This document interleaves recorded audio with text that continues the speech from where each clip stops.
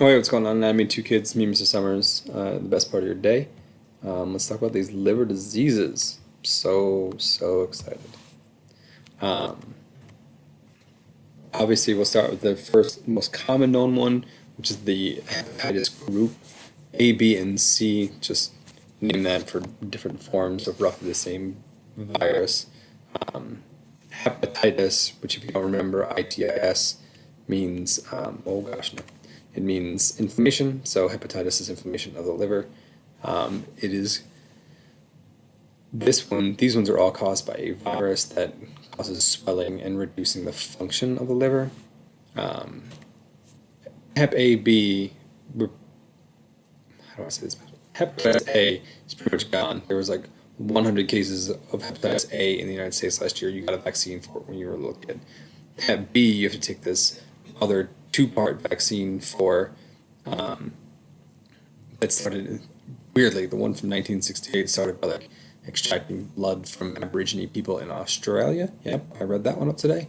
And the one in 2017 is more of like the common version, the vector form of it, where they have like created it from old viruses.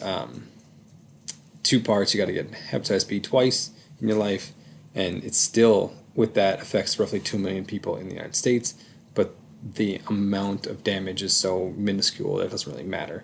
Hepatitis C is actually like a real one, no vaccine yet, and estimated the CDC said, whoa, estimated 2.7 million people in the United States have it. Though the normal symptoms are not very severe, so you wouldn't even know that they're experiencing any sort of ailment from hepatitis C. There is again no vaccine for that one yet, but I'm sure that they're working on that monstrosity soon. Check out these symptoms because when you look at them, you'll just feel like you've got all these illnesses. Oh, I'll move this up. I do it every time. Feeling very tired. Yep, sure. Sore muscles, joint pain, fever. That's just like regular day for me. Um, then the other last ones, itchy skin, a yellow discoloration of the skin, whites of the eyes called jaundice. Nope. And dark urine, which you gotta hydrate and dominate. If you want to look at what hepatitis does, hey, look, there's a liver, and there is a liver that's larger. There you go, hepatitis, Ryan Summers. Cirrhosis, if you've never heard the term, cirrhosis of the liver is a hardening of the tissue of the liver, specifically taking normal liver tissue and replacing it with scar tissue. The most common form of cirrhosis of the liver comes from overindulgence in alcohol for an extremely long amount of time. So people who have cirrhosis of the liver, typically people who've been drinking for years, as that does tend to damage your liver anyway. Keep that in mind when you leave Armstrong and you go to college next year. Don't do things you shouldn't do. There's a disease that causes it, this non-alcoholic fatty liver disease that causes cirrhosis, and hepatitis C can also, at the end of hepatitis C, if it progresses poorly, lead to cirrhosis of the liver. If you look at that one out of every 400 adults, so it means like one person for every 200 people you know at Armstrong, assuming they have two parents. I did the math there in my head. Good work. I'm so good at stuff. Again, all these great ones, you can just look at them, you're thinking, man, I've got that. Loss of appetite, okay, maybe not. Tiredness, nausea, weight loss, abdominal pain, spider-like blood vessels, and then severe itching. Severe itching really gets me. Like, my liver doesn't work. I'm itchy. Oh, should have given you though. Hold on. Trigger warning, gross picture. There you go. There's a healthy liver over here. It's just a diagram. This is a liver, looks like cirrhosis. Not so good.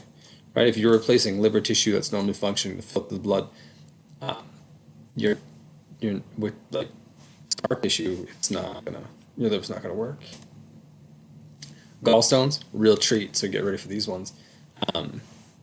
Hard deposits of bile can make gallstones, normally stored in your gallbladder, that's why they're called gallstones. If they're not too large, they don't need to be removed.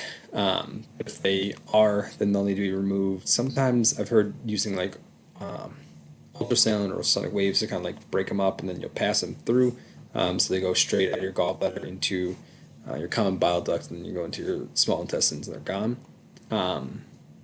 that third bullet down, I don't know if you can read that one, can range in size from a grain of sand to a golf ball. That's a big stone in my gallbladder. The CDC estimated that 1 million people need to have surgery or treatment for gallstones every year in the United States. That is a large number. Just think about that. Trigger warning: gallstones coming up.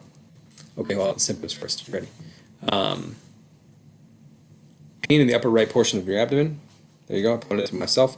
And also pain in the center of your abdomen, just below your breastbone, commonly called your sternum. Back pain between your shoulder blades. Pain in your right. I don't know why your right shoulder, but there it is. And nausea and vomiting. Oh, trigger warning. This is a picture of a 60-year-old man in the United Kingdom who had, what happened? Who had 1,898 gallstones taken out of his stomach. I didn't fact check that, but it seemed accurate. Like it came from like a UK website, so it's got to be right?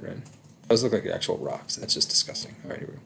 The last one, and then there's a hot 8-minute lecture on liver diseases is done, and you just enjoy your Thursday afternoon. Newborn jaundice is a very common one. Not so much like a disease per se as it is like an inefficiency. When Eleanor was born, she had it pretty bad, in that she had to, not bad enough that she had to go to the UV light part, which I'll get into in a second. But let's start at the top. Jaundice, if you don't know what it is a yellowing of the skin and the white part of your eyes. Pointing at these gorgeous blue greens, you can see them. Looks so good. What's going on over here? It's like 100 pillows over here. Got a blanket over here, just living, right? It's caused by having too much bilirubin. Now, bilirubin is a yellow pigment which is created by the breakdown of red blood cells, which is naturally happening in your body, but your liver will get rid of them. So as babies are born, that's not functioning at 100% level yet. So normally they have some level of jaundice. If you see that stat at the bottom, 60% of newborns have some form of newborn jaundice. That's normally gone within 2 to 3 days.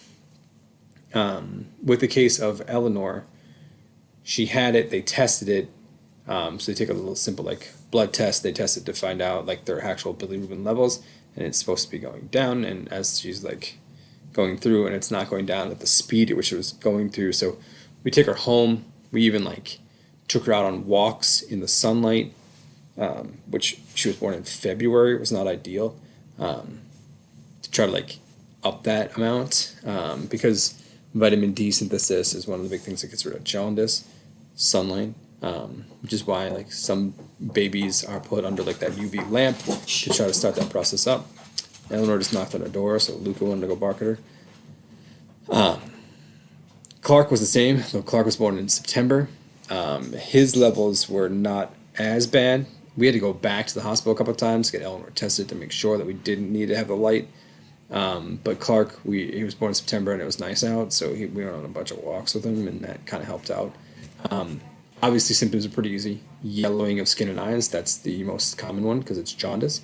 You can measure that bilirubin content with a blood test. They just poke Eleanor in the foot, and then that's how they did it. And then if you need to reduce it, if it's bad, there's UV light works pretty well.